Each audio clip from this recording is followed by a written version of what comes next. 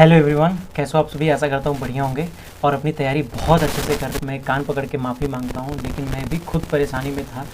मेरा एएलपी का एग्ज़ाम सब कुछ पास होते हुए भी मैं फाइनल में जा कर के छट गया, मात्र 2-3 नंबर की वजह से।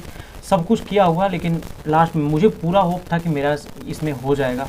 और मैंने साइको, इसीलिए साइको तक की मेहनत की थी। सीबीटी 2 में भी अच्छे नंबर लाए थे, सीबीटी 1 में भी अच्छे नंबर लाए थे। बट यार वही होता है ना, जो मंजूर खुदा होता है। कहा गया है ना कि जितनी भी आप मेहनत कर लो, यदि आपकी किस्मत जहाँ लिखी होगी वहीं पे होगा। तो शायद नहीं था किस्मत में उसमें, या फिर हो भी तो आगे हो, पता ही नहीं कि क्या है ना, कैसे पता चलेगा। चलिए जाने दीजिए, उससे क्या वो हो सकता है। तो जो बीत गया बीत गया।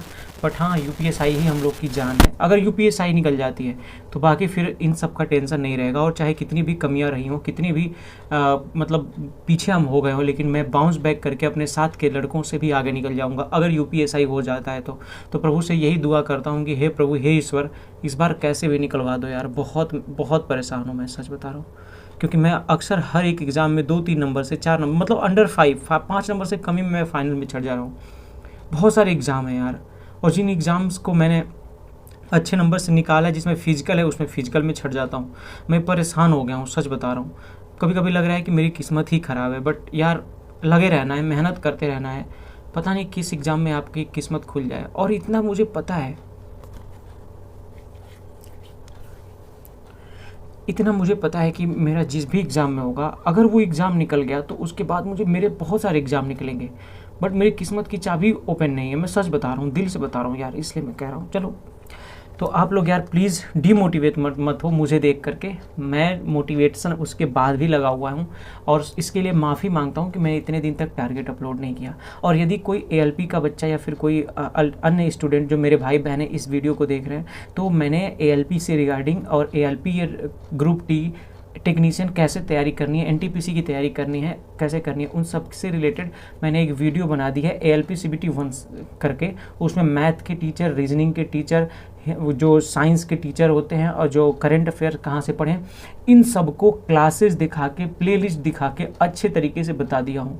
तो आप वहाँ वो जाकर वीडियो अपलोड कर दें, उसको जा कर के देख लो। वो सीबीटी 1 के लिए एएलपी के, बट वो अगर आप ग्रुप डी की भी तैयारी करो उसमें भी वो पूरी तरह से काम करे, क्योंकि वही एक सीरीज़ है जो रामबाण साबित हो जाएगी रेलवे की। और मैंने बहुत अच्छे से उसको एनालिसिस करके, तो यदि आप ग्रुप डी की तैयारी कर रहे हो, चाहे आप, अब मुझे पता ही है कि भले ही आपने यूपीएसआई भरा हुआ है, बट आप भी ग्रुप डी की तैयारी कर ही रहोगे, एनटीपीसी की तैयारी कर ही लोगे। सभी बच्चे कर रहे हैं यार, कोई एक भर्ती पे टिक के रह ही नहीं पाएगा। अगर यूपीएसआई का बच्चा 2021 के बाद 2025 में तैयारी करे, 2026 में भर्ती हो, तो 5 साल यार कितना इंतजार करेगा वो। तो किसी न किसी एग्ज़ाम की तैयारी तो करेगा ना यार। तो इसलिए एक ही बच्चा कई जगह एग्ज़ाम की तैयारी कर रहा है, और यही सबसे बड़ी प्रॉब्लम है हम लोगों की।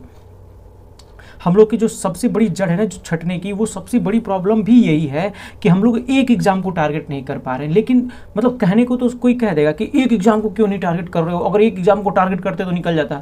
लेकिन भाई किस एग्जाम को, एक एग्जाम को टारगेट करें।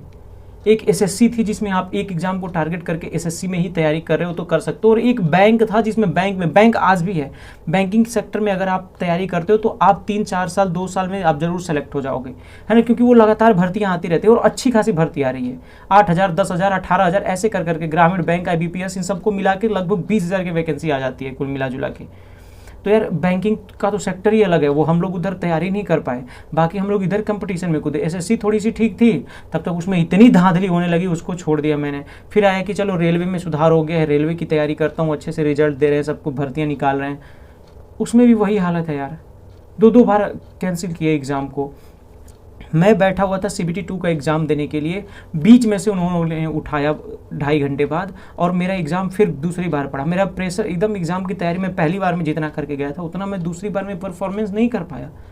लेकिन उनको क्या पता है कि कैसे करना है क्या। उन लोगों के लिए तो बस कभी बुलाओ कभी कैंसिल करो, कभी बुलाओ कभी कैंसिल करो। मैं दूसरी बार जा करके एग्ज़ाम दिया।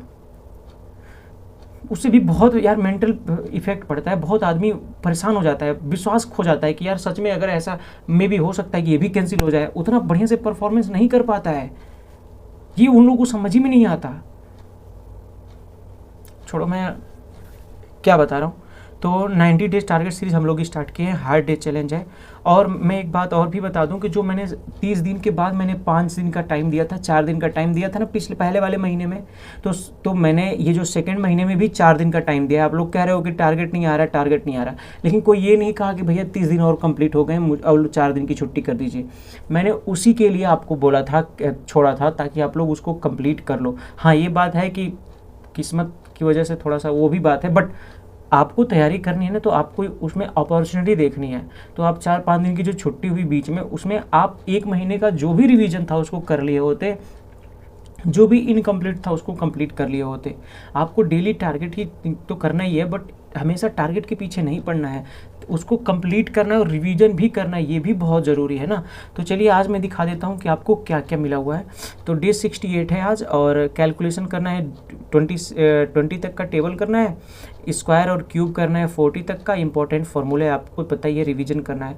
इंपॉर्टेंट फार्मूला मैं आपको सेंड कर दूंगा, वो साहिल सर ने पढ़ाया है इंपॉर्टेंट फार्मूला की वीडियो, आप उस वीडियो को कर लेना, वो हर एक एग्जाम के लिए बेनिफिशियल है ना। वो मैंने उसमें बता भी दी है, आप देखोगे अगर आप तैयारी करो तो आप ALP वाली वीडियो देखना, उसमें साहिल सर की एक फार्मूला की मैंने वीडियो बनाई है, 11 घंटे की है, लेकिन उसमें से 4-5 घंटे वो फार्मूला को दिखाया है, तो वहाँ से आप कर लो। मैथ में नाव व धारा करना है, नया चैप्टर है, तो नए चैप्टर से आप जुड़ सकते हो। और हाँ, एक बात और बता दूं, यदि आप आज वीडियो देख रहे हो, कोई ऐसा भी है जो आज वीडियो देख रहा है, तो आप डे 1 जा करके करो, चाहे यूपी पुलिस वाले हो, चाहे यूपी SI वाले हो, आप डे 1 से करो। मैं पक्का बता रहा हूँ, आप बहुत अच्छा स्कोर करोगे यार, सच बता रहा हूँ। मैं अपना नहीं बताऊँगा, जाने तो मैं अभी 340 अभी पिछले वाले स्कोर में किया है ना, लेकिन छोड़ो। रीजनिंग में पजल आपको क्लास नंबर 3 करनी है, लास्ट क्लास है। पजल मैंने 2 क्लासेस करवा दी हैं, तो ये तीसरी क्लास है।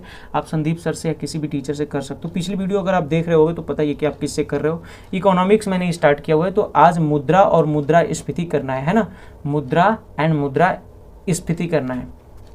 मूल विधि मीराम सर से कर रहे हो तो BNS की class number 5 and class number 6 कर लेना।